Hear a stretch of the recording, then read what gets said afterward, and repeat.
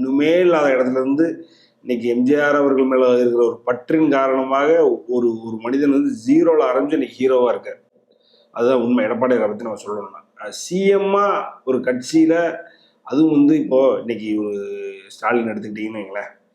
ஸ்டாலின் நம்ம அப்பா கொடுத்து கட்சி நடத்திட்டு இருக்காரு, ரைட்டுங்களா? இப்போ அன்புமணி ராமதாஸ் எடுத்துக்கிட்டீங்கன்னா நம்ம அப்பா கொடுத்து கட்சி நடத்திட்டு இருக்காரு. வைகோ திரேவிக்கு எடுத்துக்கிட்டீங்கன்னா நம்ம அப்பா கொடுத்து கட்சி நடத்திட்டு. இப்போ இந்த மாதிரி நீங்க தலைமை பண்புக்கு போயிடலாம், தலைவராக ஆயிடலாம், இன்பநிதி வரைக்கும் நீங்க தலைவராக ஆயிடலாம், ஒன்றும் பெரிய விஷயம் கிடையாது.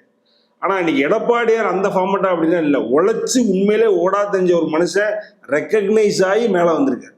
ஸோ அது வந்து ஸ்ட்ரீட் ஸ்மார்ட்டுமாங்க. அதாவது தன்னுடைய உழைப்பு மட்டுமே மூலதனமா தன்னுடைய மூளையை வந்து அதற்கு ஒரு பவரா எடுத்துக்கிட்டு அது சிந்தனைகளால மேல ஒரு மனுஷன் வரான் அப்படின்னா அது ஒரு பெரிய விஷயம் சார். எல்லாருக்கும் அது அமையாது சார். அதை கரெக்டா பண்றதுக்கு ஒரு ஒரு கோடியில் ஒருத்தர் லட்சத்தில் ஒருத்தர் தான் முடியும். எடப்பாடியார் வந்து ஒரு கோடியில் ஒருத்தரை பார்க்குறேன். அரசியலில் எனக்கு எப்படி தலைவர் வந்து சூப்பர் ஸ்டார் ரஜினிகாந்த் எப்படி வந்து சினிமாவிலையோ அரசியலில் நான் ஒரு எனக்கு என்னை கேட்டீங்க அப்படின்னா உனக்கு யாரையா பிடிக்கும் அப்படின்னு கேட்டிங்கன்னா நான் இந்த ஈக்குவேஷனில் நான் எடப்பாடியாரை பார்க்குறேன் சார். இங்கே ஒன்றுமே இல்லாமல் இன்னைக்கு இந்த இடத்துக்கு வந்திருக்காரு, ரைட்டுங்களா?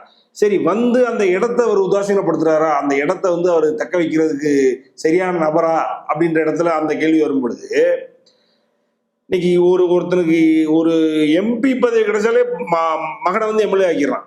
எம்எல்ஏ பதவி கிடைச்சா மகன் வந்து இது கவுன்சிலர் கம்பல்சரி. கவுன்சிலர் ஆகிட்டோம்னா மகன் வந்து வார்டு மெம்பரு.